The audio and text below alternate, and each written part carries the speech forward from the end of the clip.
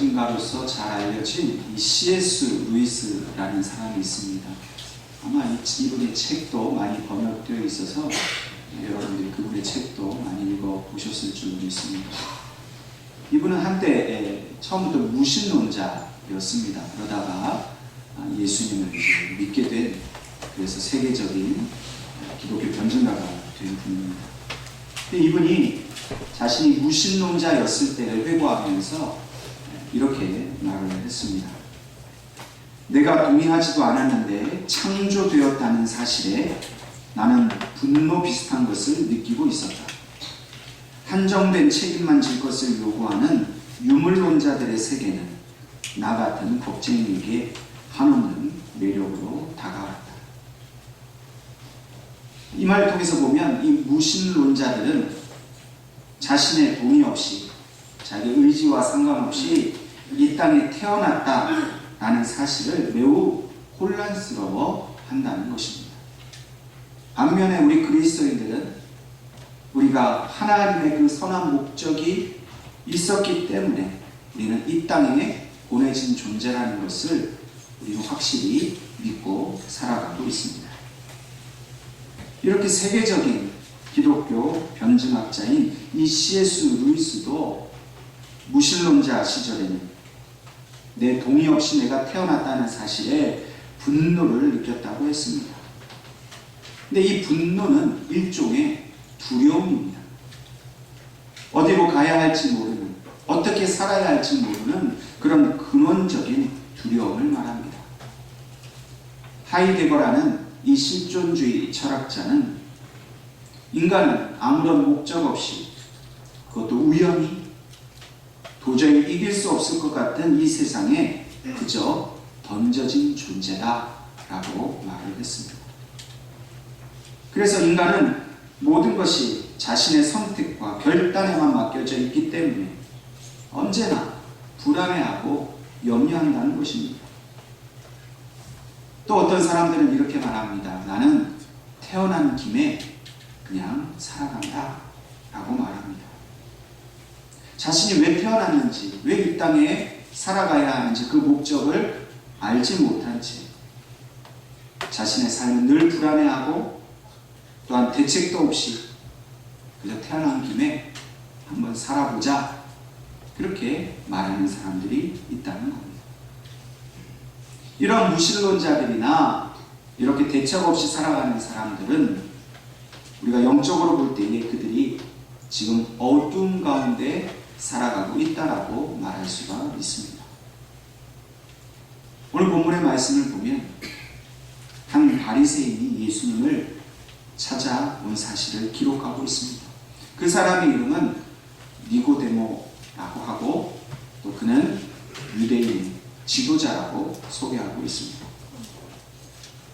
이 니고데모가 바리새인이면서 또한 유대인의 지도자였다는 사실은 그가 그 당시 이스라엘 사회에서 매우 높은 신분을 가진 사람이었다는 것을 뜻합니다.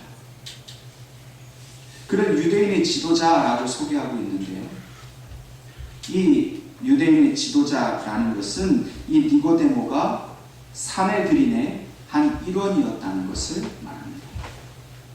이 산헤드린은 이스라엘의 최고 종교회의를 뜻합니다. 당시 이스라엘 사회는 이 산헤드린 이 회의가 이스라엘 백성들의 신앙을 관장하였습니다. 뿐만 아니라 이스라엘이라는 나라의 정치, 경제, 외교, 백성들의 모든 생활, 그 나라의 모든 중요한 일을 다 간섭하고 통제하는 그런 최고의 회의가 바로 산헤드린이었습니다. 니고데모가 그 산헤드린의 일원이었다는 것은 오늘날로 치면 저 국회의 국회의원이 되었다라는 말과 같은 말입니다. 또한 이 니고데모는 바리새인이었습니다. 우리가 바리새인이라고 하면 매우 부정적인 이미지를 우리는 떠오르게 됩니다. 그런데 사실 이 바리새인들은 그 당시의 기준으로 보면 그렇게 나쁜 사람들이 아닙니다. 오히려 바리새인들은 매우 모범적인 그런 사람들이었습니다. 1차적으로 그들은 하나님의 말씀인 구약 성경을 매우 잘 알고 있었습니다. 그리고 그 성경에 기록되어 있는 율법의 말씀을 그 누구보다도 잘 지키려고 힘쓰고 애쓰는 그런 아주 신실한 사람들이었습니다. 뿐만 아니라 성경에 기록된 대로 가난한 사람들을 구제하는 일에 열심을 내었고, 또 성전에 가서 정해진 시간에 하나님 앞에 예배를 드리고, 또 정해진 시간에 기도를 하고 말씀을 늘 묵상하고 있는 그런 아주 점잖은 사람들이었습니다. 뿐만 아니라 그들은 성경을 잘 알고 있었기 때문에 항상 백성들에게 하나님의 율법의 말씀을 가르치는 백성들의 선생이라 그렇게 추앙받고 그렇게 존경받는 사람들이었습니다. 그래서 그들의 어떤 신앙생활의 모습이나 그들의 일상생활은 흠잡을 것이 하나도 없는 매우 바르게 살아가는 그러한 사람들이었습니다. 사실 예수님께서도 이 바리새인들을 책망하신 것은 그들의 어떤 신앙이 잘못되었다든지 그들의 행위가 악했기 때문에, 그래서 그들을 책망하신 것이 아닙니다. 그들의 그 바른 신앙생활에 대해서 주님도 인정을 하셨습니다. 문제는 그러한 바리새인들이 위선적인 삶을 살았기 때문에 예수님께서는 그들의 위선을 책망하신 것이지, 그들이 바리새인으로서 살아가는 모습에 대해서는 결코 아무 말씀도 하지 않으신 겁니다. 이처럼 유대인 중에 유대인이요 가장 모범적이고 뿐만 아니라 이 이스라엘 이 사회를 실질적으로 이끌어가는 이 실세인 이 니고데모가 밤에 예수님을 찾아왔다는 것은 매우 놀라운 일입니다. 니고데모가 이 낮에 찾아오지 않고 밤에 찾아왔다는 것은 그가 예수님을 만나는 일이 떳떳하지 못했다는 것을 의미합니다. 뭔가 감추어야 하고 다른 사람의 눈을 피해야 하는 그런 이유 때문에 니고데모는 밤중에 예수님을 찾아왔습니다. 자신의 지위, 자신의 신분을 생각하면 이 예수라는 사람을 만나러 오는 것은 동료들에게나 많은 사람들에게 있어서 비난을 받을 만한 일이었습니다. 왜냐하면 바리새인들이나 기득권층은 예수를 만날 이유가 없습니다. 그는 그저 한낱 갈릴리에서 온 가난한 선지자에 불과하고, 오늘 식으로 얘기하면 유대교를 따르지 않는 이단에 불과하기 때문입니다. 그런데 이 유대 사회에서 주류 사회 상류층에 있는 이 니고데모가 예수를 만나러 갈 아무런 이유가 없는 것이죠. 그런데 왜 이 니고데모는 예수를 만나러 왔을까?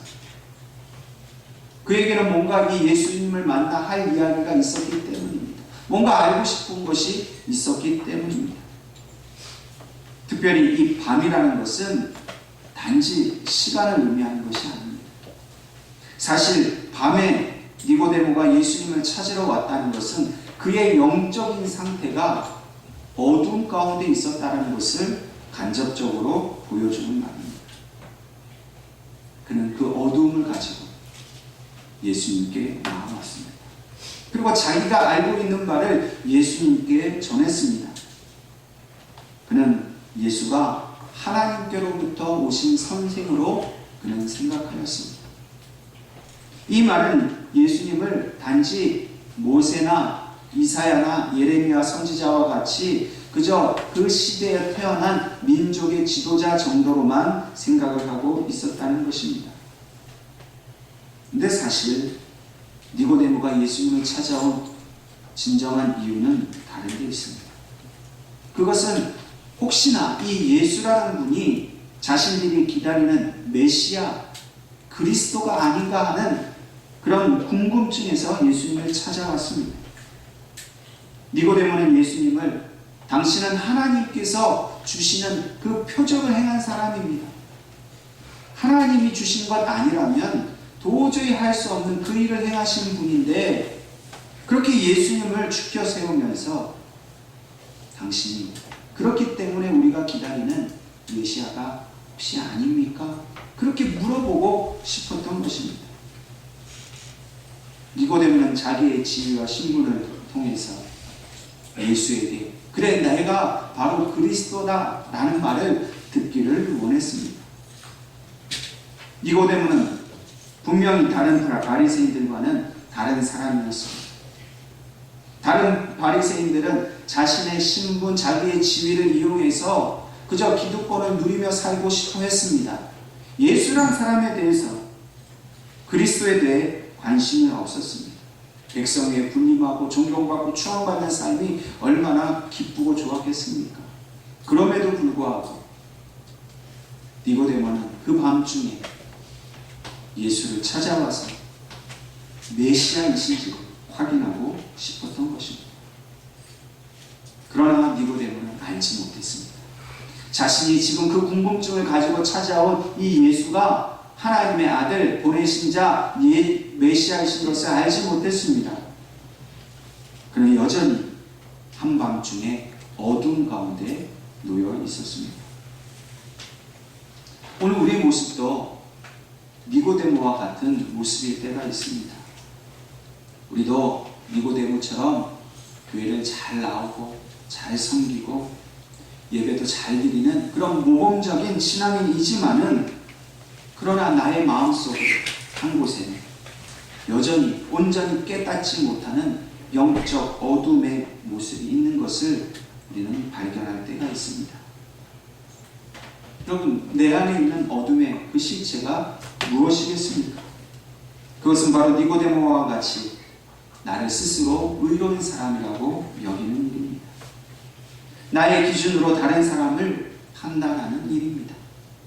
내가 정해놓은 그 스스로 정해놓은 그런 원칙 때문에 다른 사람을 정죄하는 일입니다.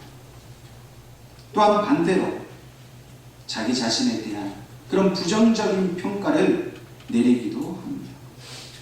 상처가 있고 아픔이 있는데 그것을 그리스도의 그 십자가의 능력으로 이기지 못한 채 늘 실망하고 낙심하는 마음, 두려워하고 염려하는 마음 속에서 하나님이 주시는 참된 평안과 기쁨을 누리지 못하는 것, 그것이 바로 영적 어두움입니다. 우리는 욥의 이야기를 잘 알고 있습니다. 욥은 의인이었습니다. 무슨 일을 하든지 누구를 만나든지 하나님의 마음에 합당하게 행하는 신실한 신앙인이었습니다. 마치 오늘 예수님을 찾아온 이 니고데모와 같이 흠잡을 것이 하나도 없는 그런 올바른 사람이었습니다. 그런데 그에게 환난이 닥쳐왔습니다. 물론 그것은 하나님의 시험이었죠. 그런데 시험치고는 이 욥에게는 너무나도 가혹한 일이 생겼습니다. 자기 그 귀한 자녀를 하루아침에 다 잃었습니다. 자기가 가지고 있던 그 수많은 재산도 다 잃었습니다. 심지어는 자기 자신의 온몸에 종기가 나서 견딜 수 없는 고통을 겪게 된 것이지. 그런데 놀라운 것은 우리 같으면 이런 고통을 당할 때에 하나님을 원망하고 괴로워할 터인데 성경을 보니까 욥은 자기 입술로 한마디도 하나님하고 범죄하지 않았다라고 그렇게 말합니다. 우리 같으면 결코 따라할 수 없는 이 위대한 신앙인의 모습을 욥이 보여주고 있는 것이지. 그런데 문제가 생겼습니다. 욥을 위로하기 위해서 친구들이 욥을 찾아왔습니다. 그리고 그 친구들과 함께 대화를 시작하는 중에 그에게 시험이 찾아왔습니다. 엘리바스, 빌닷, 소발이라는 세 친구가 욥을 찾아왔습니다. 욥이 망하게 되었대, 죽게 되었대. 아니 어떻게 그럴 수 있어? 그 소문을 확인하고 욥을 위로하기 위하여 친구들이 찾아왔습니다. 성경을 보면 멀리서 그 친구들이 욥의 모습을 보았는데 도대체 저게 욥의 모습인지 분간을 할 수 없을 만큼 참혹한 모습을 가지고 있었다라고 기록합니다. 멀리서 봐도 욥의 모습이 너무 안 된 거예요. 어떻게 망해도 저렇게 하고 있어요. 마침내 욥과 만난 친구들이 성경을 보면 7일 동안 밤낮으로 그저 앉아서 아무 말도 하지 못하고 그저 7일 동안 가만히 있었다라고 기록합니다. 얼마나 기가 막혔어요. 얼마나 이 상황이 안타까우면 7일 밤낮을 먹지도 못하고 자지도 못하고 아무 말도 못하고 서로 멍하니 쳐다만 보고 있었다는 거예요. 7일 지나고 나서 욥이 처음으로 입을 열었습니다. 욥기 3장 1절 말씀에 이렇게 기록합니다. 그 후에 욥이 입을 열어 자기의 생일을 저주하라. 하나님 앞에 입술로 한마디도 범죄하지 않았던 이 욥에게 변화가 생겼습니다. 자기의 생일을 저주하기 시작했습니다. 우린 충분히 이해할 수 있습니다. 얼마나 괴로운 걸까? 얼마나 힘들었습니까? 그런데 더 큰 문제는 욥기 7장 15절 말씀에 이렇게 욥이 말합니다. 이러므로 내 마음이 뼈를 깎는 고통을 겪느니 차라리 숨이 막히는 것과 죽는 것을 택하리이다. 욥의 우울이 깊어졌습니다. 절망이 깊어졌습니다. 다시 말해서 욥에게 영적 어두움이 찾아온 것입니다. 자신이 처한 모습이 너무나 아프고 견딜 수 없는 나머지 자기 자신을 저주하고 한탄하기 시작했습니다. 여러분, 생일이 얼마나 축복받은 날입니까? 생일을 저주해야 할 만큼 그 괴로움 속에서 그저 욥은 나는 죽어야 돼. 그냥 죽고 싶은 마음밖에 없는 그런 깊은 어둠 속에 있었다는 것입니다. 그런데 친구들이 이러한 욥을 좀 위로해주고 달래주면 좋겠는데 성경을 보면 욥의 친구들이 욥을 책망하기 시작합니다. 가뜩이나 힘들고 괴로운 이 욥에 대해서 하나님의 말씀을 들어 야단을 칩니다. 그들의 책망의 내용은 이렇습니다. 죄 없이 망한 자가 누구인가 생각해봐. 다시 말해서 네가 지금 망하게 된 것은 너의 죄 때문이다. 한번 생각해봐. 너는 그렇게 의롭다고 생각하고 하나님을 잘 섬겼다고 생각하지만 네가 깨닫지 못한 뭔가 은밀한 죄가 있기 때문에 하나님이 그래서 너를 이렇게 저주하신 것이지 어떻게 의인이 저주를 받을 수 있겠느냐. 너는 좀 더 들여다봐라. 그렇게 말하는 것입니다. 이때부터 욥과 친구들 사이에 논쟁이 시작됩니다. 욥은 아니다. 나는 하나님의 그 억울한 저주를 받은 사람이다. 친구들은 아니다. 네가 뭔가 잘못된 거다. 여러분, 이 논쟁이요, 욥기 3장에서 시작해서 무려 37장까지 이 논쟁이 계속됩니다. 아주 긴 내용 가운데 그들은 해결되지 않는 말로 끊임없이 하나님이 공의로우신가? 네가 잘못했는가? 계속 논쟁을 합니다.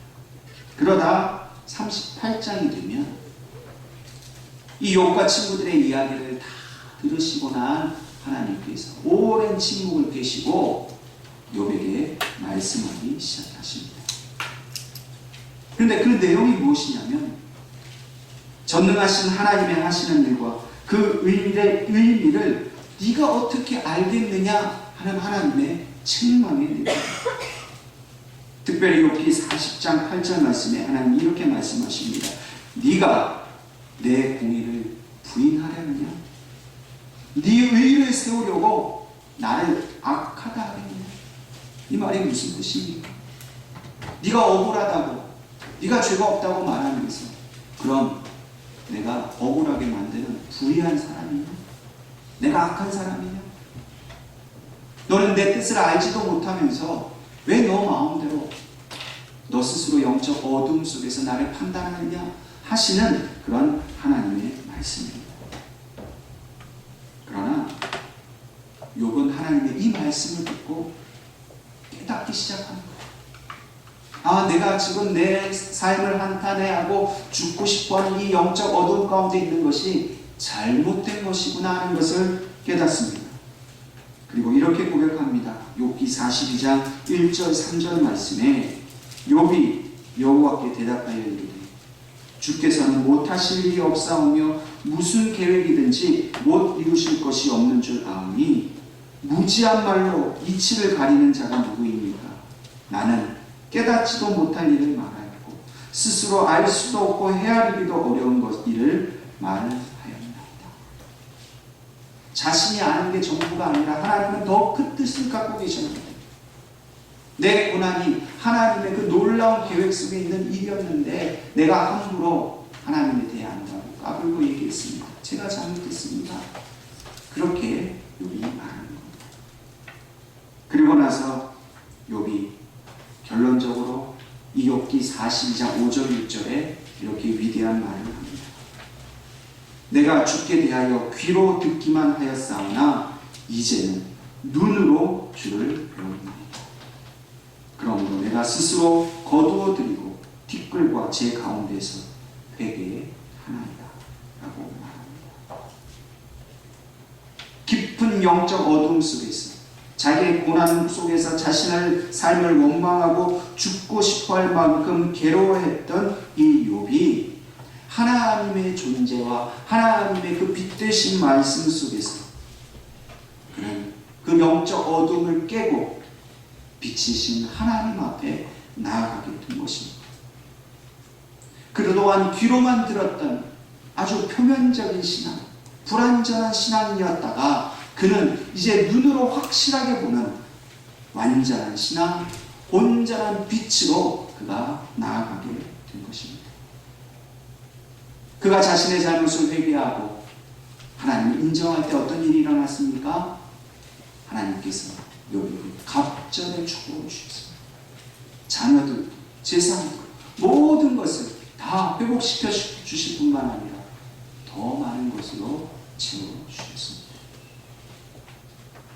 오늘 예수님을 찾아온 이 니고데모는 욥과 같이 하나님의 뜻을 알지 못하는 영적 어둠 가운데 있었어요.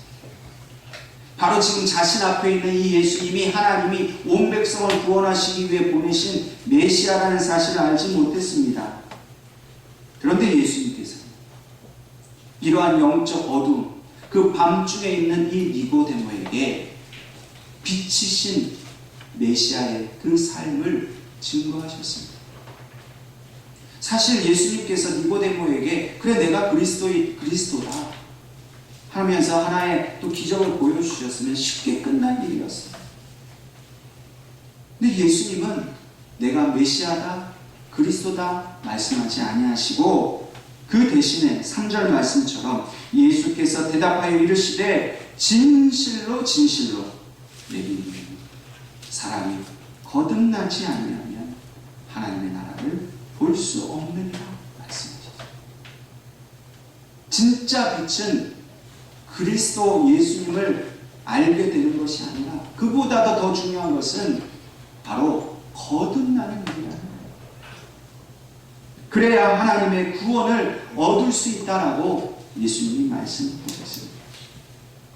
예수님은 니고데모에게 바리새인으로서의 그 모범적인 삶, 유대인의 지도자로서의 그 능력 있고 실력 있는 그 삶으로는 더 이상 하나님의 구원을 받을 수가 없다라는 것을 말씀하신 겁니다. 모범적이고 올바른 종교인이 되기 이전에 먼저 거듭난 그리스도인이 되어야만 한다라는 말씀을 전하신 겁니다. 이 거듭난다라는 이 원어적 의미를 보면 세 가지 의미를 동시에 가지고 있습니다. 첫 번째 이 거듭난다는 말은 완전하게, 철저하게 라는 말입니다. 두 번째로는 다시, 또 두 번이라는 의미를 가지고 있습니다. 마지막 세 번째로는 위로부터, 하나님으로부터 라는 의미를 가지고 있습니다. 그래서 이 모든 의미를 종합해서 한 문장으로 만들어 보면 이렇습니다. 우리가 거듭난다는 것은 다시, 그것도 완전히 하나님께로부터 주시는 그 영으로 변화를 받는 것, 그것이 바로 거듭난다는 의미인 것입니다.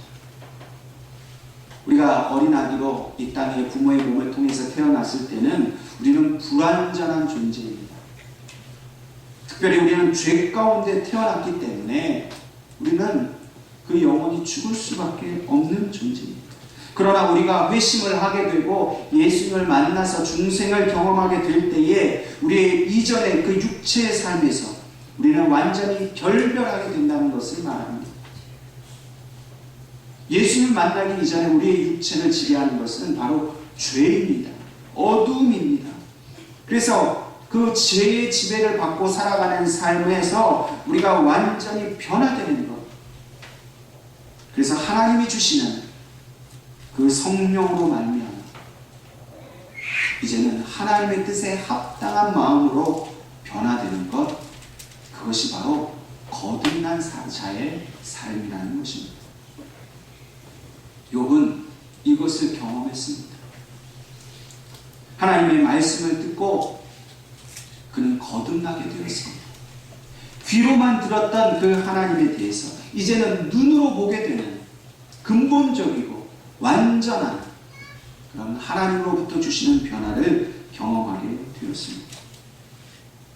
오늘 우리들도 다시금 거듭나는 삶을 살아가야 합니다. 이 거듭난 삶은 예수님이 말씀하신 것처럼 5절에 물과 성령으로 거듭나는 것을 말합니다. 물은 세례를 의미합니다.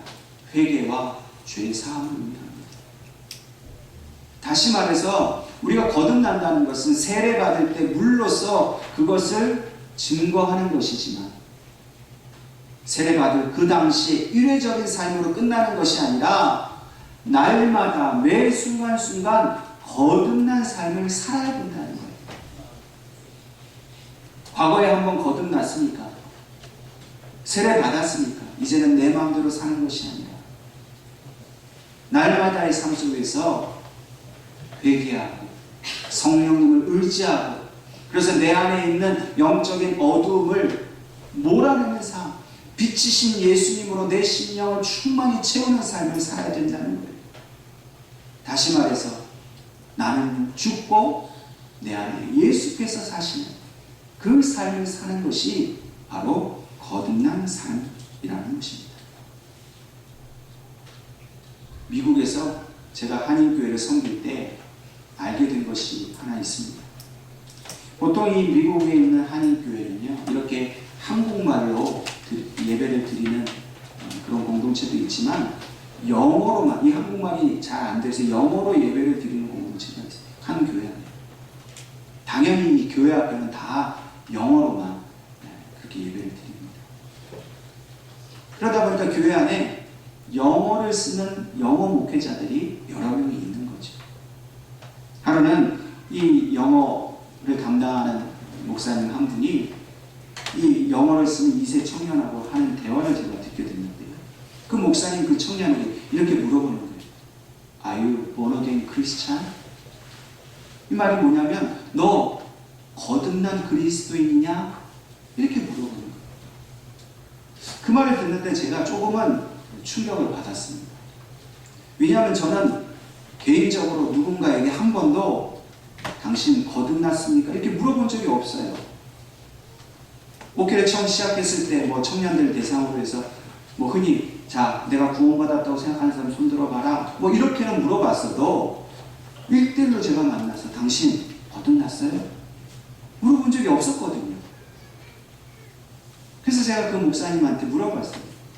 아니 이렇게 대놓고 거듭났냐고 이렇게 물어보는 게 이게 무슨 상황이냐 이렇게 물어보았더니 그 영어 목사님 하시는 말씀이 미국 교회는 당신이 그리스도인으로서 거듭났느냐 안 났느냐를 확인하는 것은 너무나도 일반적인 일이라는 거예요. 그래서 이 사람들이 나는 born again 거듭난 그리스도인이다 혹은 나는 Sunday Christian 나는 그저 교회만 다니는 교인이다 라고 말하는 것이 너무나도 당연하고 자연스러운 일이라는 거예요. 그게 정확하게 구분이 되어 있다는 겁니다. 그게 부끄러운 일도 아니라는 거예요. 나는 그냥 썬데이 크리스찬입니다. 아직 저는 이 중생을 경험하지 못했습니다라고 말하는 것이 당연하고 자연스러운 일이다. 그래서 이 미국 교회에서는 내가 거듭난 그리스도인이 되었다라는 것에 대해서는 매우 자부심을 갖고 있고 그 본 어게인한 크리스찬으로서의 그 책임감 있는 삶을 살아간다. 이 거듭난 그리스도인들은 어디를 가든지 자기의 정체성을 분명히 밝히는 거예요. 그래서 자기의 그 죄악된 행동, 이전에 잘못된 행동을 다 끊고 어떠한 불법적인 일에도 참여하지 않고 항상 정직하고 항상 신실한 자세로, 그래서 모든 사람들이 그래 저 사람은 거듭난 그리스도인이야 라고 인정받을 만한 그런 책임 있는 삶, 그런 그리스도인으로서의 정체성을 언제든지 드러내는 삶을 살아간다 말하는 것입니다. 저는 여기서 오늘 우리 한국교회가 배울 것이 있다고 생각합니다. 우리는 뭐 교회 다닌다, 예수 믿는다 이렇게 만나면 뭘 물어봅니까? 어느 교회 다니세요? 직분이 뭡니까? 오늘 한국교회 교인들, 우리 예우교회 교인들의 정체성이 뭐예요? 어느 교회 다니느냐? 직분이 뭐냐? 이거밖에는 우리 정체성을 드러낼 게 없다는 거예요. 근데 우리는 물어봐야 돼. 나 스스로 내 정체성, 그리스도인으로서 정체성은 나는 거듭난 그리스도인이냐 아니면 그냥 교회만 다니는 교인이냐. 이 정체성을 우리가 가지고 있어야 된다는 거예요. 예수님이 니고데모에게 와서 야, 돈 많은 사람, 훌륭한 사람 와서 반갑다, 으쓱대는 게 아니에요. 너는 거듭났느냐? 오늘 예수님께서 우리에게 오셔서 뭘 물어보실까요? 목회자로서 뭐 얼마나 교회를 부흥시켰는가, 얼마나 봉사했는가, 그거 하나도 물어보시지 않아요. 너는 거듭났느냐? 물과 성령으로 거듭나서 그리스도인으로서 그렇게 하나님의 뜻을 따라 살아가고 있느냐 물어보신다는 거예요. 오늘 이 시간 여러분들 스스로에게 한번 물어보십시오. 나는 거듭난 그리스도자입니까? 내 안에 있는 영적 어둠이 깨어져야 합니다. 여러분들이 스스로 자랑하는 것들 깨어져야 합니다. 하나님의 사랑과 은혜를 가로막는 여러분들의 마음속에 있는 두려움, 그런 어두운 모습이 깨어지고 우리는 거듭난 그리스도인 것을 당당하게 하나님을 증거하는 삶을 살아야 된다는 것. 그것이 바로 우리에게 주시는 하나님의 은혜고 기쁨이고 평안이라는 사실을 믿으시기를 주님의 이름으로 축복합니다.